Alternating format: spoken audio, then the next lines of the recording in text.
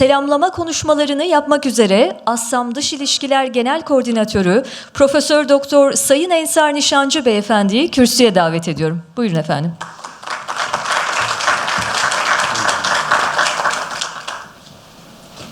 Çok teşekkürler. Bismillahirrahmanirrahim. Efendim, ben de sözlerime başlarken öncelikle teşrif ederek bizleri onurlandıran siz değerli misafirlerimize, başta sayın rektörlerimiz olmak üzere sivil toplum kuruluşlarımızın çok değerli başkanlarına, üyelerine, üniversitelerimizin bize teşrif eden çok kıymetli hocalarımıza, siyasi partilerden aramıza katılan değerli temsilcilere, basın mensubumuzun çok kıymetli temsilcilerine ve buraya kadar gelen öğrencilerimize kalbi şükranlarımı sunarak konuşmalarıma başlamak istiyorum. Hepinizi muhabbetle selamlamak istiyorum. Değerli hazirun, yurt dışından gelen temsilcilerimizi unutmamamız gerekiyor. Hakikaten samimi kanaatimiz odur ki verimli çalışmaların, birlikte düşünme süreçlerinin adımlarını teşkil etmek üzere, açılışını yapmak üzere burada hep beraber bulunuyoruz. Bugün bu salonda toplanmış bulunmanın hakikaten çok önemli yanları var. Bir kere Sabahattin Zaim Üniversitesi'nde bulunuyoruz ve İstanbul'da bu toplantıyı gerçekleştiriyoruz. Mekan olarak çok önemli derinliği olan, stratejik önemi olan, temsiliyeti olan bir mekanda bulunuyoruz. İstanbul'da bulunuyoruz. İstanbul malum bugünlere kadar Türkiye'nin özeti olarak anlatılırdı. Şimdi İstanbul malum Yeditepe üzerine kuruludur. Evet, doğrudur. Belki İstanbul'un yedi tepesi vardır ama bu yedi tepe, coğrafi tepe olmanın ötesinde aslında bir temsili özelliği bünyesinde barındırır. Nedir o? İstanbul aslında dünyanın 7 ikliminin temsil edildiği yerdir. Bu bakımdan İstanbul'da bulunmanın çok özel bir anlamı var. Bu organizasyonun İstanbul'da yapılması dünyanın ortak aklının inşa edileceği bir yerin mekanı olması bakımından çok önemli bir yer. Hepimizin malumu bu. Bunun üzerinde çok durmayacağım müsaadenizle. İkincisi Sabahattin Zaim Üniversitesi olmasının da çok ayrı bir öneminin olduğunu düşünüyorum. Naçizane bendeniz Sabahattin Zaim hocamıza öğrencilik yapmak şerefine nail oldum. Kendisi tıpkı İstanbul gibi Yeditepe'yi temsil eden bir zattı. Çok özellikleri olan bir şahsiyetti. Ve onun isminin yaşatıldığı bir mekan olarak Sabahattin Zaim Üniversitesi'nde olmanın çok ayrı bir değerinin olduğunu düşünüyorum. Ve Sabahattin Zaim Üniversitesi'nin bu anlamda yeni dünyayı tartışacağımız bir nokta olmasının da çok önemli bir başlangıç noktası, orijin noktası olduğunu değerlendiriyorum. Bu bakımdan da hakikaten kendimizi bahtiyar hissediyoruz. Değerli hazirun, bu vesileyle Sabahattin Zaim Üniversitesi'nin çok kıymetli yöneticilerine şükranlarımızı arz ediyoruz. Tabii ki Assam Stratejik Merkezi'ne de böylesi bir imkanı sağladığı için siz değerli stratejistleri, düşünürleri burada topladığı için, imkanlar sağladığı için onlara da ayrıca teşekkür ediyoruz. Müsaadenizle ben buraya gelmişken kongremizin planına dair Sayın Başkan bütün haritayı çıkardılar. Ben o tarafına değinmeyeceğim ama hazır buraya çıkmışken günümüze dair bir müsaadenizle harita çıkarmak istiyorum. Günümüzün çok özel bir anının öneminin olduğunu değerlendiriyorum. Tayyar Arı hocalarımız da buradalar. Kendileri hocamız olurlar. Ben müsaadeleriyle usta çırak ilişkisi üzerinden değerlendirmelerimi yapmak istiyorum değerli hocam. Bugünü tanımlamak için bir kavram bulun demiş olsalardı, derdim ki bugün tarihsel anların yaşandığı bir dönem. Bir dönem, bir Arapça ifadesiyle mafsaliye noktası. Yani öncesi ve sonrasının konuşulacağı bir dönem. Tarihsel önemden neyi kastediyoruz? Tarihsel önem ya da tarihsel an 100 yılda bir olan, belki yüzlerce yılda bir olan anların, olayların şahitlik edildiği anlar, zamanlar anlamında. Konuyu netleştirmek ve bugün ve yarın yapacağımız toplantılara bir girizgah olması bakımından bu tarihsel an meselesini daha netleştirmek istiyorum. Örneğin daha önce dünya tarihsel anlar yaşamıştı. Bu tarihsel anlardan en önemli zamanlardan bir tanesi Soğuk Savaş'ın bitimiydi. 1991 yılı. Ondan önceki tarihsel an, çok önemli an hiç şüphesiz İkinci Dünya Savaşı'ydı. İkinci Dünya Savaşı evet önemli bir tarihsel andı. Fakat İkinci Dünya Savaşı bir sistem savaşı değildi. Aktörler arası bir savaştı. Sistem belirlenmişti. Aktörlerin kimler olacağına ilişkin bir mücadele vardı. Bu mücadele diplomasi aracılığıyla değil, savaş aracılığıyla yapılmıştı. Daha önceki tarihsel ansa hiç şüphesiz Birinci Dünya Savaşı'ydı. Yalnız Birinci Dünya Savaşı'nın tarihsel an özelliği İkinci Dünya Savaşı'na göre stratejik önem açısından çok daha değerliydi. Çünkü Birinci Dünya Savaşı bir aktör savaşı olmanın ötesinde bir sistem savaşıydı. Ve çok önemli bir sistemdi. Ulus devlet sistemi Birinci Dünya Savaşı'ndan sonra dünyadaki ana sistem olarak cari bir sisteme dönüştü. Tabii ki Birinci Dünya Savaşı'na götüren çok önemli bir an daha vardı. Batı merkezli dünyanın ortaya çıkışını doğuran Rönesans, sanayi devrimi ve siyasi devrimdi. Şimdi dünya böyle siyasi anlardan, tarihsel anlardan geçerken sistem dönüşümü, zihniyet dönüşümü, aktörlerin tespiti noktasında İslam dünyası tarihinin en ağır krizini yaşıyordu. Ne zaman yaşıyordu? Birinci Dünya Savaşı'nda. Birinci Dünya Savaşı'nın aslında stratejik öneminin çok iyi anlaşılması lazım. Trajedi olarak konuşuruz, ardından Kurtuluş Savaşı'nı bir başarı olarak konuşuruz, eyvallah. Ama stratejik öneminin daha iyi anlaşılması bakımından müsaadenizle bir tespitte bulunmak istiyorum. İslam tarihindeki bütün krizleri üst üste toplasak, hadi 2 ile çarpsak, bence Birinci Dünya Savaşı'nda yaşanılan krizin yarısı bile etmez. Neden? O noktayı çok iyi anlamamız lazım. Bugünü daha iyi değerlendirmek ve anlamlandırabilmek adına. Birinci Dünya Savaşı'nda Doğu ve özelde İslam sadece bir cephe, bir savaşı kaybetmedi. Savaşın yanında devletlerini kaybetti. Sistemini kaybetti. Yalnız sadece sistemi de kaybetmekle kalmadı. Aslında dünya görüşünü de kaybetti. Ve belki daha ağır olanı neydi diye soracak olursak, o da bence İslam dünyası çok derin bir self-confidence crisis, yani bir özgüven krizine, travmasına düştü.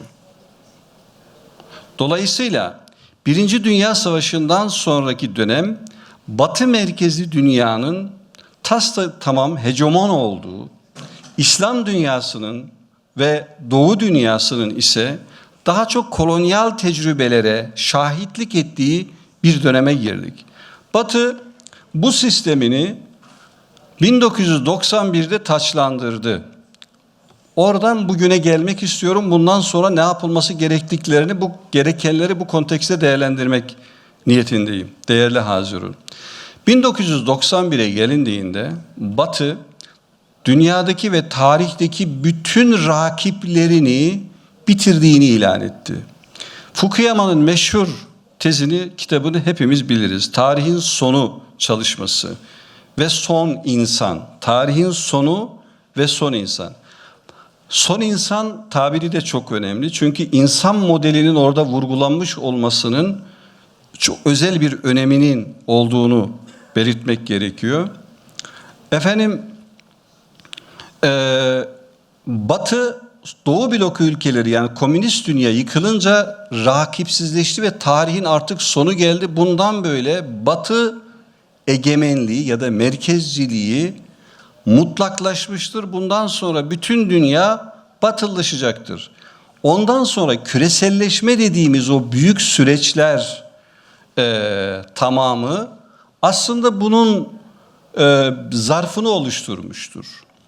1991'den sonra bir özgüven anlamında Batı'da çok böylesi bir yüksek gelişme yaşanırken Batı'da refahı tarihinin zirvesine taşıyacak olan bir başka gelişme daha yaşandı. Bu noktanın çok stratejik ve önemli olduğunu düşünüyorum. Batı refahını tarihte hiç görülmedik bir düzeye yetiştireceği, eriştireceği bir mekanizmayı elde etti.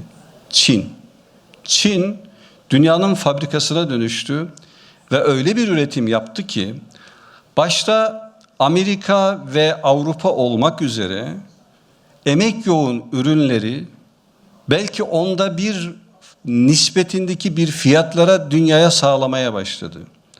Yalnız şu nokta çok önemli. Çin emek yoğun ürünlere doğru girerken teknoloji yoğun, bilgi yoğun ürünlere başlangıçta girmedi. Taklit ekonomileri ve tüketim unsurlarını üreterek dünyaya çok büyük bir refah sağladı ve bu refah özellikle Avrupa ve Amerika'ya gitti. Çünkü Avrupa ve Amerika artık emek yoğun ürünlerin üretildiği bir merkez olmaktan teknoloji yoğun ürünlerin geliştirdiği yere dönüştü. Bu noktada Türkiye gibi ülkelerde ise şu oldu. 1980 sonrasında Türkiye'de ve genelde İslam dünyasında emek yoğun ürünlerinin üretilmeye başlandığı bir dönemdi. Dolayısıyla Çin bir fabrikaya dönüşünce başta Türkiye olmak üzere Türkiye benzeri ülkelerde emek yoğun ürünlerin transferi Çin'e olmaya başladı ve Türkiye özelinden konuşursam konu daha netleşecektir. Türkiye'de tekstil sektörü ve benzer sektörler gibi Çin'de üretim yapılan yerlerde artık insanlar burada üretim yapmak yerine ticaretini bunun öğrendiler ve Çin'den ticaret yapmaya yani ithalat yapmaya başladılar ve Türkiye'deki müteşebbisler bu gelişme çok önemli. Emek yoğun ürünlerden başka sektörlere kaymaya başladı. Ne oldu mesela Türkiye'de? Tekstil sektöründen inşaat sektörüne, sağlık sektörüne, sigorta sektörüne, lojistik sektörüne, eğitim sektörüne büyük kayışlar oldu.